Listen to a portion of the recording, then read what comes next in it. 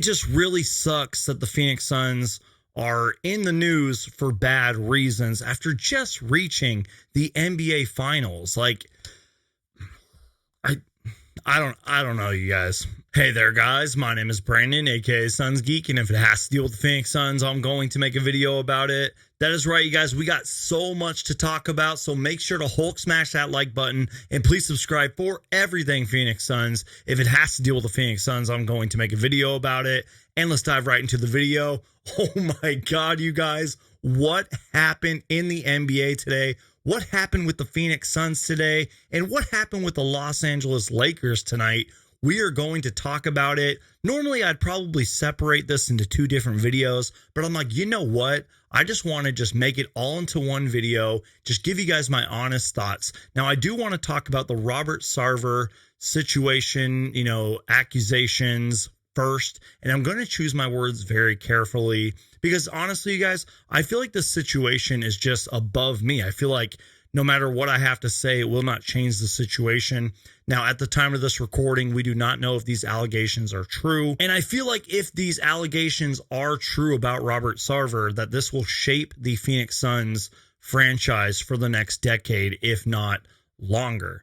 If these allegations are true, and if Robert Sarver does get removed from the Phoenix Suns as the owner, and they bring in a new owner or ownership, I feel like it will change the Phoenix Suns for the foreseeable future, which could be a really good thing or a really bad thing. I don't think it could get really worse, in my opinion. Obviously, Robert Sarver has a bad rep from former players and coaches and really from people around the league in the NBA. So it wouldn't surprise me if these allegations are true. But just keep in mind, you guys, that at the time of this recording, these are just all allegations. We don't know all of the details. We don't even know if this is true. And obviously, you guys, I get it. Phoenix Suns fans want Robert Sarver gone for many different reasons. But I guess a big reason is because of the past 10 or 11 years, with not very much winning, constant rebuilding, not spending money to build a championship caliber team, and all the other Robert Sarver stuff that I failed to mention in this video. Phoenix Suns fans hate Robert Sarver for the most part.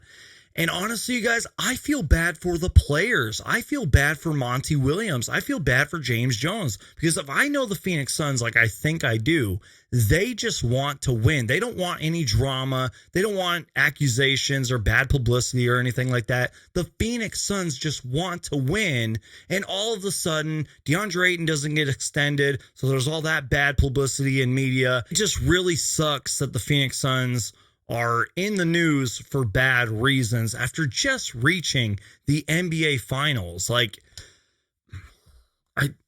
I don't know, you guys. So I don't really know what to say about the Robert Sarver situation. I mean, if the allegations are true, I feel like it will shape the Phoenix Suns franchise for the next decade or longer. If it isn't true, I mean, the Phoenix Suns can just focus on winning and trying to reach the NBA Finals again. So I don't know, you guys. Let me know down below in the comments what you guys think about this Robert Sarver allegations, the whole Robert Sarver situation. Let me know your thoughts, comments, and opinions down below. But in other Phoenix Suns news, you guys, the Phoenix Suns get their first win of the 2021-22 season, which just happens to be the 75th anniversary of the NBA. The Suns win 115-105, and oh my goodness, you guys, there is so much to talk about with this game. I am so excited, you guys.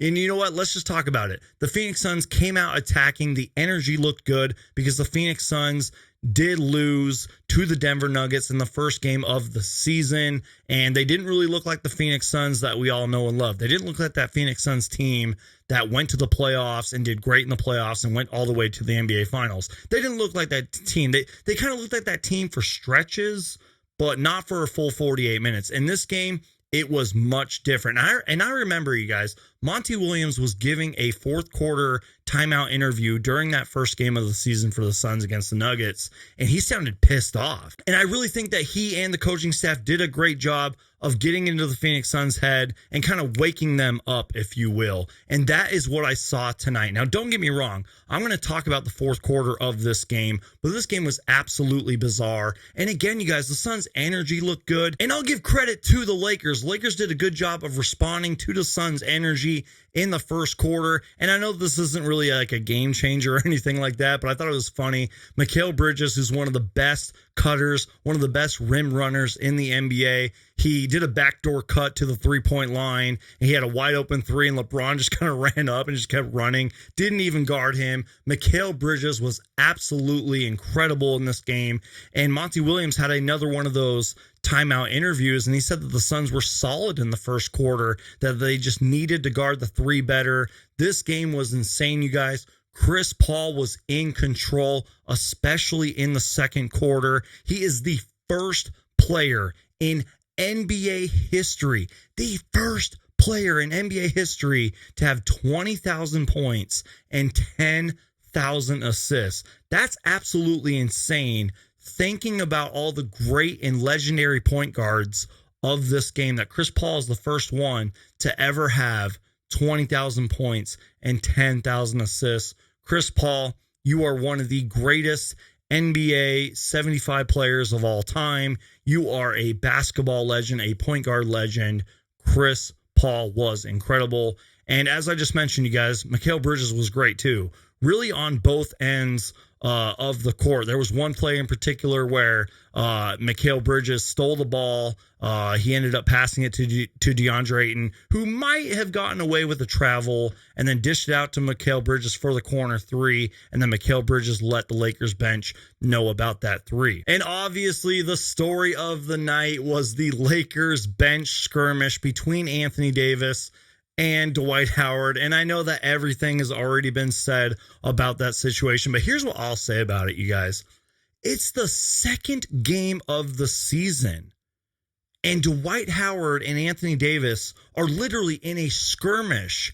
It was a vocal skirmish. It was a physical skirmish. It's the second game of the season, and this is happening to the Lakers. First off, I absolutely loved it. I'm not going to lie to you guys. I was trolling all the Lakers fans and the Lakers on Twitter and on social media, and I absolutely loved it. I could watch that skirmish all day and be happy about it. But here's the thing. I would understand it if it was like a decisive game 5 or a critical game 6, and that happened. I would get it. But it's the second game of the season. I really don't get it, you guys. I honestly think that the Lakers' chemistry is in shambles, and if they happen to win the NBA championship, I will go back to that moment and be like, you know what? At that second game of the season, I didn't think they were going to win the NBA championship. Oh, God, I would not want to be a Lakers fan right now or ever, because that is just absolutely insane. And for you hardcore Phoenix Suns fans, who are loyal Suns fans, by the way, who might remember, I think it was like Archie Goodwin and one of the Morris twins had a similar situation on the bench years ago. It kind of reminded me of that. Do you guys remember that? Let's talk about Devin Booker real quick, who Devin Booker did not look like himself in the first game. Keep in mind, you guys, that he is just coming off a long NBA playoff run, an NBA Finals run. Then he went to the Olympics, and then he got COVID right before the preseason started. So Devin Booker is not himself. However, you guys, Monty Williams did say that he is not worried about Devin Booker, and he is not worried about Devin Booker's shot. And Matt Peterson summed this up perfectly, you guys. He said the Lakers stars are healthy. Devin Booker is post-COVID slumping, and the Suns had a 57-54 lead at halftime.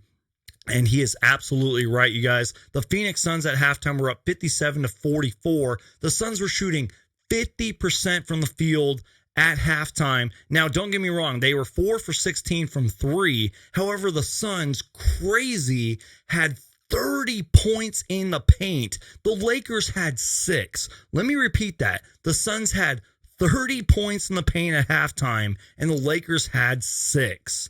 It was insane, you guys. The Suns had 18 assists at halftime and only 6 turnovers. It was a great first half for the Suns. And obviously, this was a terrible game for the Los Angeles Lakers. And a good example of that is After a timeout midway through the third quarter, JaVale McGee had back-to-back points in the paint, and LeBron was just putting his hands up, looking at Anthony Davis. It was just one of those games where it seemed like the Lakers' chemistry was off all night. And sure, you can blame the referees, you can blame the officiating, but it just seemed like the Lakers had no chemistry, especially on defense. There was a fast break where Cam Payne went for the dunk, and honestly, in my opinion, it should have been a foul. And LeBron, after that, it was a no call. LeBron just stood there. And then there was another play where Cam Johnson threw the ball to JaVale McGee, and it looked like a practice lob. Like, the Lakers on defense were just terrible tonight. The Suns did have a 32-point lead, which was eventually cut down to 20. The Suns couldn't buy a bucket in the fourth quarter. I think at one point they were like 2 for 9. Booker hit a 3, and then Anthony Davis and DeAndre Ayton were barking at each other. And then during the timeout, I even saw Ayton and Melo barking at each other. It was just an insane game, you guys. Chris Paul had that wild buzzer beater where, it looked like a broken play, and Chris Paul just caught it and threw it up in the air. And look, I know that I've been trolling the Lakers and Lakers fans all video, but I will say this, you guys, the Phoenix Suns need to close out games better, especially in the fourth quarter when they have a huge lead. Like I said, at one point it was a 32-point lead, which got, I think, brought down to 27. All of a sudden it was a 9-point game. So I give Lakers the credit for that. They played good defense. They were hitting more shots in the fourth quarter. But you guys, I will say this, the Lakers did outscore the Suns in the fourth quarter 38-21, but they were still down by double digits, and the Suns won. That's how bad of a night it was for the Lakers. And I saw a stat from StatMoose that the Lakers are currently 0-2. They're bottom 10 in offense, bottom 10 in field goal percentage, etc., etc. Shambles for the Lakers, and I absolutely love it, you guys. Let's look at the final stats. The Phoenix Suns shot 48% from the field, and I said this in my last video. I think the Nuggets shot like 52% or something when they beat the Phoenix Suns in the first game of the season. I said, any team is hard to beat when they shoot 52%. Well, you know what, you guys? Any team is hard to beat when you shoot 48% or better, and that's what the Phoenix Suns did tonight. Now, in all fairness, they did shoot only 10 for 32 from 3, which is good enough for 31%. The Lakers shot 44% from 3. The Suns had 31 assists. They only had 12 turnovers compared to the Lakers' 16 turnovers. The Suns had 52 points in the paint compared to the Lakers' 26. And as I mentioned, you guys, Chris Paul was in control of this game. He was absolutely incredible. He finished with 23 points, 14 assists on 10 for 10 free throw shooting. And as I mentioned, 20,000 points in his career, 10,000 assists, the point god. Devin Booker in his post-COVID slump, 22 points. And Mikhail Bridges, you guys, is the unsung hero, 21 points on a very efficient 8 for 11 shooting. And the Phoenix Suns get their first win of the season. So, you guys, there is a lot to unpack here. Let me know all your thoughts on the Robert Sarver situation, the Robert Sarver accusations. Let me know your thoughts on this game. Let me know your guys' thoughts on the Anthony Davis, Dwight Howard skirmish. And as always, guys, make sure to Hulk smash that like button. And please subscribe for everything Phoenix Suns. If it has to deal with the Phoenix Suns, I'm going to make a video about it. And I'll see you guys next time.